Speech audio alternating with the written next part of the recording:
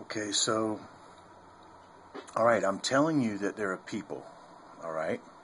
And they are an absolute people. They've been living and dying. They live very long lives. All this life extension technology stuff that you're hearing about and all this cracking of the human genome, this has been done thousands and thousands and thousands and tens of thousands of years ago. They have been benefiting and perfecting their genetics for all this time. Now, they are material beings, and they are a descendancy of material beings that descend from the Anunnaki, who are the sons of God of Genesis 6. Okay? And they've been living and dying underneath the earth. Now, they can go anywhere on the earth that they want to go, technically, as long as there's nobody there to oppose them. And the only people that have power over them, true power over them, are those that have the gospel of Jesus Christ. I could make this a scientific fact if I like, and possibly you might see this here. I don't really have time to go into detail of these short videos, but the reason being is, it's like an equation in a sense. There are people, they have free will. Well, if they got free will, you're thinking, well, God gave man free will, and he can move about the earth. Even these fallen sons of God, being that they're people, God has still given them free will. Okay? Even though they rebelled the whole nine. But something is different about them.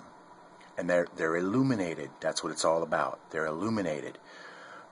They're illuminated because they have learned through their metaphysical science, their mysticism, through this occultic high knowledge which has been used to manipulate the world, at the same time used to increase their spirituality while they're in a physical body.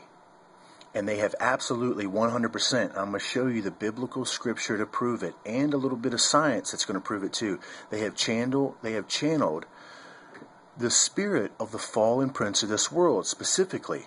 So that creates a unique paradigm. It means that there are people that have got free will, but because the fallen prince of this world has been cast down by the words of Jesus Christ, and that now they have given their free will up to the inhabitation and the possessment of the Antichrist, that means all of the locusts are under our control. All of the enlightened locusts. Now you got to keep in mind, this is a process, this is a technique.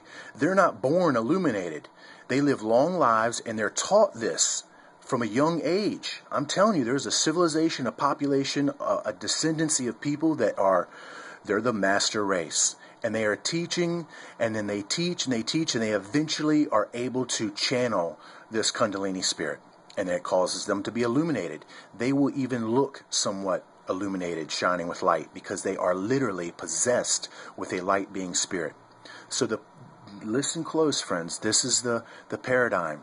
So that is why they're under our control. That is why they have to create you as the gate, and that's the collective humanity. The collective humanity has to want them in. Has to want them in. And that's what the preparation for all these thousands and thousands and thousands of years of deception, and then pumping in all these occultic messages, at the same time weakening our water supply, destroying our food, destroying our minds, corrupting our children, drying out the education from any sort of spiritual source or sustenance, and now we're all ripe for the picking. Now we're all ripe for the absolute picking. So they need to use you as the gateway.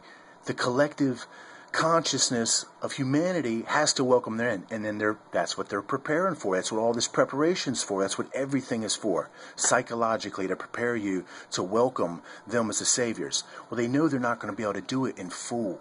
They know that there's going to be believers in Jesus Christ. That's what all those FEMA camps are for.